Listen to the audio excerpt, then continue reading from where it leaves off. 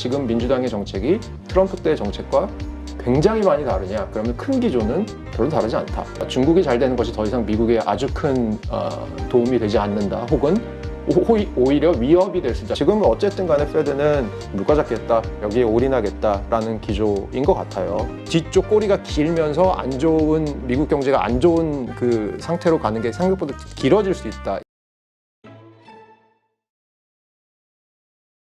네, 오늘 모신 분은 서강대학교 경제학부 허준영 교수님입니다. 안녕하세요. 안녕하세요. 네, 자 일단 지금 관심이 쏠리고 있는 거는 미국의 중간 선거죠. 네, 맞습니다. 우리나라 선거할 때 못지않게 많은 분들이 관심을 갖고 있는데 특히 주식 투자하시는 분들 입장에서는 더 그런 것 같아요. 네네.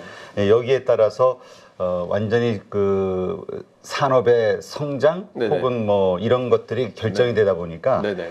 근데 지금 예상 밖으로 민주당이 잘 싸웠다. 네. 그다음에 공화당이 상하원을 다 장악하기는 힘들 것이다. 네. 이런 또 분위기가 나오면서 나스닥이 또 급락을 했어요. 네, 맞습니다. 네. 일단 지금 상황 한번 좀 말씀해 주시죠. 네, 우선은 이제 이번 중간 선거가 있기 전에 상황을 보면 민주당이 트리플 크라운을 하고 있었습니다. 대통령도 가지고 있었고요. 상원은 50대 50이었는데요. 100석 중에. 그 중에 이제 한 명이 캐스팅 보트를 부통령이 지고 있습니다. 부통령 민주당이니까 상원도 사실상 다수당이었고요. 하원도 다수당이었는데 그 이번에 하원은 공화당이 넘어갈 거라고 모두 다 예측을 했었고요. 그거는 이제 과거에도 그랬습니다. 1950년대 이후 평균을 내보니까 집권당이 중간 선거에서 평균적으로 상원은 3석을 잃고 하원은 24석을 잃는 걸로 나옵니다. 예, 그래서 사실 이번 뭐 공화당 쪽으로 하원이 넘어갈 거는 확실했고요. 문제는 이제 상원에서 민주당이 다수당을 지킬 것인가 아닌가였는데 지금 상황으로 보면 그 저희가 보통 GNP라고 부르거든요. 되게 그 아주 초미의 관심사가 되는 3개의 주가 있는데 조지아, 네바다, 펜실베니아. 그 중에서 지금 이제 펜실베니아는 민주당이 지킨 것 같고요. 조지아도 사실 조지아가 되게 재밌습니다. 왜냐하면 허셜 워커라는 분이 이제 공화당 후보인데 이분이 미식축구 선수였습니다. 전직. 예, 그래서 조지아주에서는 거의 신이라고 불린다고 합니다. 근데 이분이 이제 트럼프 키즈기도 하고요. 이번에 이제 원래 조지아의 그 라파엘 워녹이라는 민주당 그 상원 의원과 붙었는데 여기도 허셜 워커가 이기지 않을까 했는데 지금 지고 있습니다. 물론 조지아는 결선 투표 과반이 안 되면 결선 투표를 해야 되거든요. 근데 지금 보니까 생각보다 민주당이 여러 군데에서 잘 지키고 있다. 뭐 이런 걸로 보입니다. 네. 아직 뭐 하여튼 미국은 좀 나라도 크고 그 뭐라 그럴까요? 그 날씨, 네, 아니 네. 날짜, 네. 날짜가 좀 다 다르다 보니까 네, 네. 끝과 끝이. 네, 네. 그래서 이 선거가 좀 복잡하더라고요. 길게 가고. 네, 네, 한 네. 언제쯤 이게 최종 결론이 나죠? 이게 최종 결론이 나려면 12월 6일까지 기다려야 되는 상황이 벌어질 수도 있습니다. 왜냐하면 이게 한국 시스템에 익숙하신 분들, 저희 같은 분들한테는 사실 저희는 출구조사하면 그렇지, 바로 나오잖아요. 6시면 딱 나오잖아요. 근데 미국은 지금 아까 말씀드린 조지아 같은 경우는 과반이 한 명이 안 되면 결선 투표를 가야 되는데 그 결선 투표가 12월 6일입니다.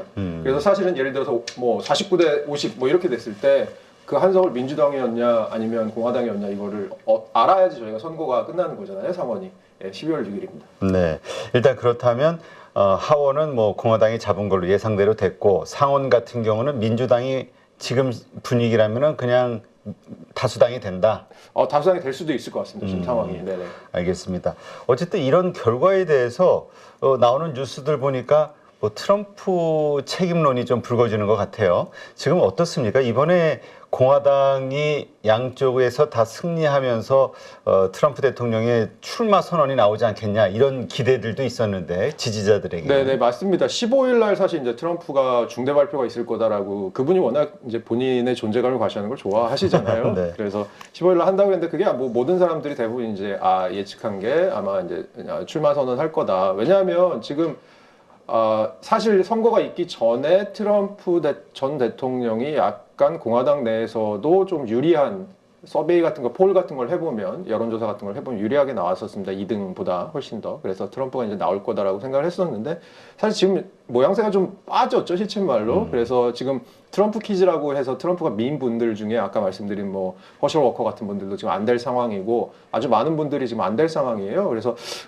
그 공화당 내에서도 그럼 트럼프가 이게 꼭 나와야 되는 건가라는 생각들이 점점 강해질 것 같고요. 그리고 이번에 그 2등을 공화당 내에서 2등 주자이셨던 분이 이제 론 디센티스라고 하는 플로리다 주지사 분인데 이분이 이번에 아주 대승을 했습니다. 아, 플로리다에서 그래요? 주지사 선거도 36개를 했잖아요. 대승을 했습니다. 그리고 이분이 조금 오히려 이번에 그 수혜주가 되는 것 같습니다. 네. 공화당의 네, 공화당. 차기 주자로 네네. 떠오를 가능성. 네네. 네, 알겠습니다. 지금 그 나오는 결과들을 보면서 그 전에 가지고 있었던 공화당이 다수당이 양쪽을 잡았을 때 생기는 그 우리 친환경, 우리 IRA 법안으로 이야기되는 여러 가지 그 친환경 산업에 대한 보조금이라든가 성장 속도가 달라지는 거 아니냐 걱정을 했었는데 이제 일단 이런 걱정은 사라진 걸로 봐야 되나요? 이제 IRA가 담고 있는 내용들이 사실 그게 한 700페이지 넘는 법안인데요. 그게 사실은 담고 있는 부분 여러 가지가 있죠. 가장 크게 보면 결국은 이제 법인세 증세를 통해서 재원을 마련하고 그리고 그것을 통해서 이제 환경산업에 투자를 하겠다. 그리고 이때 세금을 걷는 것이 정부가 지출을 하는 것보다 더 많도록 해서 일종의 유동성을 약간 흡수하는 역할을 함으로써 인플레이션에 대응하는 역할을 하겠다. 뭐 이게 사실은 인플레이션, 그게 사실 배터리법도 아니고 자동차법도 아니잖아요. 친환경법도 아니고 그게 이제 인플레이션 감축법이라고 부르는 이유는 이제 거기에 있는 것 같고요. 그 일부 아주 중요한 부분이 저희한테는 이제 자동차, 친환경 이런 부분이 있는데요. 결국은 이제 IRA가 뒤집힐 가능성 같은 경우를 굉장히 많이 생각하시는 것 같은데 이게 굉장히 산 넘어 산이라고 합니다. 이게 의회에서 우선은 상원을 공화당이 60석 이상 차지해야 되고 100석 중에. 근데 지금 이제 박빙이잖아요. 그렇죠. 예, 그리고 또 대통령의 최종 승인 거부권 같은 것들이 있고 이것을 넘어야 되는 거거든요. 사실 IRA가 뒤집히기는 되게 쉽지 않은 상황이고요. 그렇다고 본다면 지금 대표님 말씀하신 대로 사실 이제 공화당과 민주당이 지금 그 IRA 법안에 들어있는 부분 중에 친환경 등등에 대한 산업을 어떻게 바라볼 것이냐에 대한 관점이 좀 많이 다른 것 같습니다. 근데 어쨌든 간에 지금은 이제 뭐 민주당이 젖잘싸의 분위기, 뭐 의석은 잃겠지만 하원에서 그래도 뭐 아직 그 민주당의 그 어떤 경제 정책에 대한 그 국민들의 신뢰를 한번 받았다라는 측면에서 이 친환경 쪽에 대한 드라이브는 계속해서 가지 않을까라고 생각을 하고 있고요. 근데 이제 이러한 것들, 그러니까 바이든 대통령, 그다음에 민주당이 원하는 어떤 정책들을 계속 할 수 있다. 그리고 앞으로도 더 해나갈 수 있다. 요거에 대한 불안감이 나스닥에 영향을 준 것인가? 라는 생각이 좀 들긴 하거든요. 만약에 공화당이 다수당이 됐다고 하면은 아무것도 못할 수 있는 상황이 되니까 오히려 불확실성이 사라지는 거 아니냐라고 봤던 것 같은데 실제로 그런가요? 네, 맞습니다, 대표님. 그렇고요. 그리고 지금 미국이 또 부채 한도라는 게 미국이 있지 않습니까? 지금 부채 한도 거의 다 왔습니다. 그래서 지금 어쨌든 간에 공화당 쪽에서는 사실 어떤 특별한 경제 정책을 내세운다기보다는 이번 선거는 어쨌든 간에 정부 지출하는 거 우리는 조금 좀 스탑할 거고 뭐 이런 식으로 사실 대응을 했었던 건데요. 사실 그니까 이제 시장에서 보기에는 사실 영국에서의 이그젬플을 저희가 봐도 정부랑 이제 통화 정책이랑 재정 정책에 엇박자가 날 때 어떤 일이 벌어지는지를 저희가 일종의 한번 굉장히 안 좋은 이그젬플로 본 거잖아요. 그렇죠. 예, 미국도 사실 뭐 영국보다는 훨씬 더 기축통화 발행국이 큰 경제이긴 하지만 사실은 그렇기 때문에 더 위험한 부분도 있을 수 있는 거죠. 그래서 이런 그 민주당의 지금 재정 정책의 기조들이 계속 갔을 때 아무래도 시장에서 보기에는 이걸 또 인플레이션이 결국 안 잡혀서 고금리가 가는 거고 고금리가 가다 보니까 지금 주식시장을 포함한 미국의 금융시장들이 완전히 지금 이제 다운이 아주 심하게 되고 있는 상황이니까 그런 부분들에 대한 리스크를 지금 보고 있는 것 같습니다. 금융시장에서는. 네. 근데 말씀하신 대로 지금 인플레이션 문제 심각하고요. 그다음에 뭐 증시도 안 좋죠. 그러다 보니까 많은 미국인들에게 인기가 없다. 그래서 그냥 공화당이 이길 걸로 대부분 봤었는데 이렇게 민주당 바이든 쪽에서 선전을 했었던 이유는 뭔가요? 국민들이 선택한 이유는? 사실은 저희는 좀 약간 바이든이라는 대통령이 있지만 그 대통령이 하는 정책들이 사실 어떻게 보면 일정 부분 트럼프 때부터 온 것들이 있습니다. 예를 들어서 자국 우선주의. 그러니까 어떻게 보면 인플레이션 감축법의 중요한 저희와 관련이 있는 자동차 관련된 배터리 관련된 법안들을 보면 결국 미국 내에서 생산하라라는 거잖아요. 그렇죠. 예, 그리고 공장을 다시 미국으로 불러들여라라는 거잖아요. 저희가 보통 이제 요즘은 제닛 옐런 장관이 했던 프렌드 쇼어링이라는 얘기를 쓰던데요. 근데 이제 그런 정책들의 기조는 사실 민주당과 공화당이 그렇게 크게 다르지 않습니다. 그래서 제가 보기에는 경제 정책의 디테일 부분에선 차이가 있지만 뭔가 그동안 중국이 잘 되면 혹은 뭐 베트남이 잘 되면 우리가 공장을 거기다 짓고 싼 노동력을 이용해서 생산하면 미국도 분명히 이득을 보는 부분이 있었다라는 것들이 사실 어떻게 보면 세계화라는 것의 중요한 테마일 텐데요. 그런 테마들에 대한 미국 내에서의 이제 어떤 안티테제들에 대한 생각들이 나오기 시작하는 것이 아닌가. 뭐 그런 측면에서 사실은 지금 민주당의 정책이 트럼프 때 정책과 굉장히 많이 다르냐? 그러면 큰 기조는 별로 다르지 않다. 하지만 디테일 부분에서 좀 다른 부분이 있다라는 거고, 사실은 이제 주식에 투자하시는 분들은 그 디테일한 부분들에서 다른 것들이 어떻게 보면 더 중요하실 수 있는 부분이 있을 것 같습니다. 네, 사실 그 공화당 뭐 트럼프 때부터 그랬죠. 그 전통 화석 연료 사업, 네네. 화석 사업, 네. 화석 사업이라고 표현해야 되나요? 화석 연료를 네네네. 기반으로 하는 네네네. 산업, 네네. 이런 것들에 대해서 오히려 좀 집중적으로 부각을 시켰었던.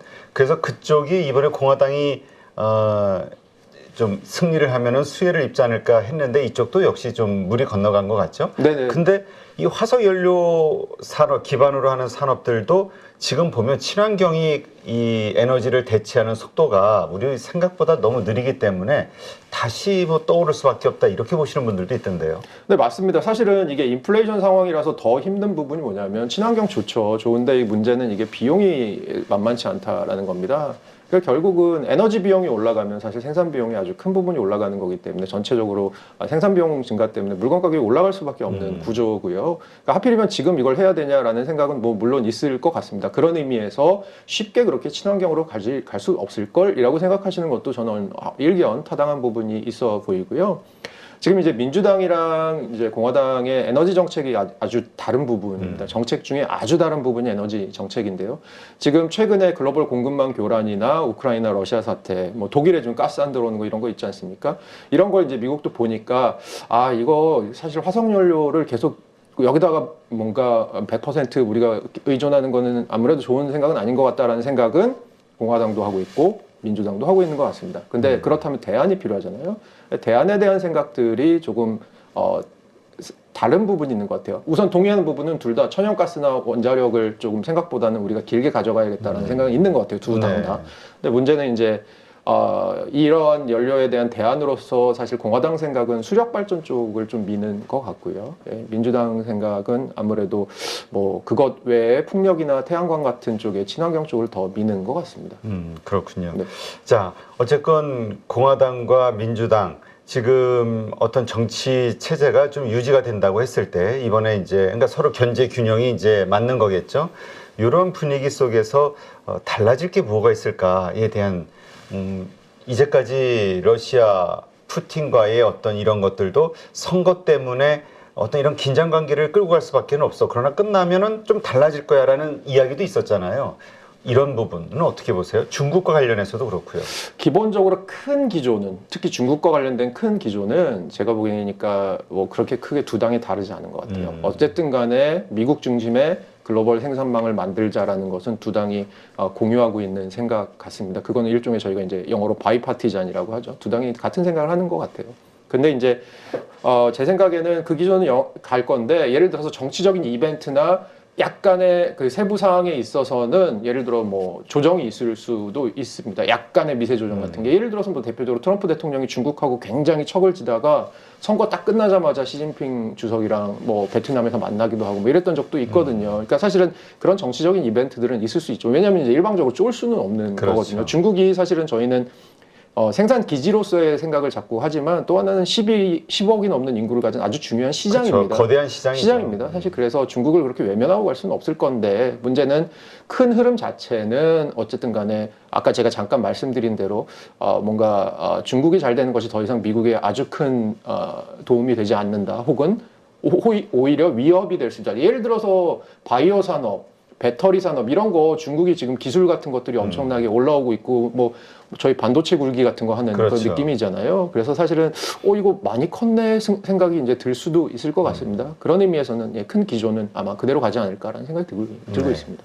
지금 그렇다면 사실 이번 공화당의 승리가 완벽하게 생겼을 때 이제 트럼프의 다시 재등장, 그로 인한 그렇게 되면 사실 다음 선거는 트럼프가 되는 걸로 보는 분들이 많더라고요. 인기라든가 미국인들에 대한 여러 가지 선호도를 봤을 때 그렇게 됐을 때 중국과의 관계, 그러니까 뭐라 그럴까요? 이제까지 우리가 뭐 치포 동맹이 됐던 이런저런 것들, 그러니까 중국을 그 배척하는 여러 어떤 그 움직임들에 우리가 동조를 했을 때 낙동강오리알이 되는 거 아니냐. 왜냐면 트럼프 대통령 확 바꿔버리니까. 그리고 자국 이기 우선주의 이런 것들로 인해서 뭐 크게 남의 나라에 신경 안 쓰려고 하는, 돈 안 쓰려고 하는, 돈 들어가는 일 안 쓰려고 하는. 그러니까 이런 분위기, 이거는 어떻게 보세요? 사실 이제 그게 이제 모든 전제가 다음에 트럼프가 나올 수 있고 트럼프가 당선이 됐을 때는 사실 그런 분위기가 당연히 형성될 수 있을 거고 사실 트럼프 1기 정부 때 저희가 보는 내용들 아닙니까? 근데 문제는 지금 트럼프 대통령 말씀을 하셨으니까 그 사법 리스크도 있습니다. 사실 사법 리스크 있어서 그 왜 의회 난입 사건이 있었잖아요. 그렇죠. 그거 방조했다라는 게 제목이었고 최근에는 방첩법 그러니까 뭔가 미국의 국가기밀 같은 것을 건드리는 것에 대해서도 아마 얘기가 나오고 있는 것 같습니다. 자세한 내용은 공개는 안 하더라고요. 네. 다음에 전 대통령 그렇죠. 아무래도 네네. 건드리면 큰일 나죠. 근데 이제 뭐 마켓에서는 그게 뭐 뭔가 뭐 원자력 관련된 거 뭐 이런 거를 건드린 거 아닌가, 그러니까 핵미사일 뭐 이런 거 얘기가 아닌가라는 얘기들을 하고 있는데요. 그래서 사실 트럼프 대통령이 지금 사법 리스크가 있는 상태에서 오늘 저희가 아까 얘기 초입에 말씀을 나눈 대로 생각보다 선거 결과가 트럼프 전 대통령에게 그렇게 유리하게 나오지 않았다. 그리고 그 아까 잠깐 말씀을 드리다 말았는데 그 공화당 2위 후보가 사실은 호감도 비호감도를 조사하잖아요. 그게 공화당에서 조사해 보니까 거론되는 인물이 3명 정도 있는데요. 차기로. 한 명이 마이클 펜스 전 부통령인데 호감도 비호감도 비율이 2대1 정도라고 합니다. 트럼프 대통령이 또 한 명이고요. 3대1 정도라고 합니다. 근데 그 론 디센티스 그분이 5대1입니다. 호감도 훨씬 높고. 그러니까 공화당 지지자들 사이에서는 호감도가 굉장히 높은 분이고요. 그래서 아마 이번 선거가 중간 선거가 끝나고 나서 오히려 이제 경제 정책 이런 부분들에 대해서는 기존의 민주당 정부에서 하던 정책들이 이제 많은 부분 지속이 되겠지만 오히려 정치 지형에서 조금 바뀌는 부분이 크지 않을까라는 생각이 좀 듭니다. 네. 아니 그 정치, 미국 정치 상황에 따라서 우리에게 유불리가 어떤 유불리가 있을까를 고민 안 할 수 없는 게 아까 이제 말씀하셨듯이 미국에서 리쇼어링에 대한 이야기 하면서 미국 기업도 들어가지만 우리도 미국 밸류체인에 들어가는 압력을 받으면서 많이 들어갔잖아요. 뭐 2차 전지, 자동차, 뭐 반도체 다 들어갔잖아요. 여기에는 물론 이제 어떤 보조금이라든가 또 여러 가지 시장을 만들어준다라는 기대감으로 들어간 것인데 혹시나 우리 뭐 반도체 같은 경우는 그러다 인텔을 키워주는 거 아니야? 뭐 이러저런 걱정들이 있잖아요. 자국 기업을 키워주려고 우리는 들어가서 그냥 뗄감 역할만 하다가 끝나는 거 아니냐? 시간이 지나면서 이러한 걱정들에 대해서는 어떻게 보세요? 뭐 그런 걱정을 당연히 하실 수밖에 없을 것 같고요. 저희 선택이 지금 너무 어려운 것 같아요. 예를 들어서 아까 잠깐 말씀 나눴지만 중국이란 걸 그럼 우리나라 입장에서는 아예 그냥 패스하고 가야 되느냐. 그럼 뭐 사실 중국의 의존도가 이만큼 높아졌는데 뭐 어떻게 할 거냐라는 생각들이 있을 수 있고요. 사실 통상하시는 학자분들 중에서 이제 중국 과감히 패싱하고 미국으로 가자, 몰빵하자라는 얘기들을 하시는 분들도 꽤 계시는 걸로 알고 있습니다. 근데 사실은 그게 말이 쉽지. 최근에도 뭐 배터리 관련된 거 미국 기업들이 막 중국 가서 팔려고 중국으로 날아가고 사실은 저희는 큰 흐름에서 봤을 때 미국이 지금 중국 패싱하고 가려고 한다라고 생각은 하지만 아직도 미시적인 흐름에서는 그런 것들이 계속 지속되는 거. 그러니까 사실 중국을 패싱하고 갈 수 있는 구조가 아니거든요. 혹은 이것을 끊어내는 데 시간이 굉장히 많이 걸리는 거거든요. 그러니까 저희는 일단은 사실은 들어가야 되는 것 같고요. 들어가고 나서 앞으로 어떻게 방향성이 진행이 될지를 봐야 되는 거겠죠. 네, 그래서 지금은 사실 미국에서 사실 공장을 세우고 미국에서 그러니까 예를 들어서 베트남에 있던 공장을 미국으로 옮긴다. 그게 사실 말이 쉽지 쉬운 게 아닙니다. 그렇죠. 인건비나 뭐 공장을 짓는 거나 비용이나 모든 비용이 사실 미국이 압도적으로 높잖아요. 사실 그게 기업 입장에서는 그렇게 쉬운 일이 아닌데 그래서 어려운 결정이죠. 그래서 이러한 시도들이 그러니까 이게 사실 어떤 정치적인 이유로 인위적인 어떤 밸류체인을 만드는 거잖아요. 그러니까 경제성을 무시한 네네. 이것이 과연 성공할 것이냐, 자연스럽게 성공할 것이냐.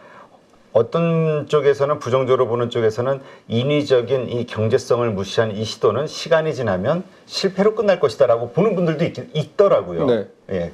근데 사실 이런 게 저희가 보통 생각하면 꽤 오랫동안 지속이 그러니까 성공과 실패를 알기까지는 꽤 오랜 시간 동안의 드라이브가 걸린 후에 알게 된다는 거잖아요. 근데 지금은 이제 방향성이 그쪽이고 이 방향성이 이제 이전에 트럼프 정부 때부터 조금 더 가시화된 거잖아요. 그러니까 생각해 보면 상당 기간 동안은 갈 거라고요. 그러니까 생각해 보시면 대표님도 생각을 하실 수 있겠지만 누군가 어떤 새로운 정치 지도자가 미국에서 나타나서 야 지금까지 우리가 이거 뭐 미국 중심주의 갔는데 이거 아닌 것 같아. 다시 세계화의 흐름으로 동참하자라고 얘기할 가능성은 당분간은 거의 보이지 않습니다. 그러니까 당분간은 이 흐름이 갈 거라는 것이죠. 그러니까 이제 이 선거 이후 그리고 또 뭐 어느 뭐 공화당이 뭐 어떻게 되든 더 강해지든 어쨌든 지금의 이 정책 기조, 미국의 분위기 이러한 것은 계속 지속이 될 것이다. 네, 이렇게 이해하면 되겠군요. 네, 그렇게 보고 있습니다. 네.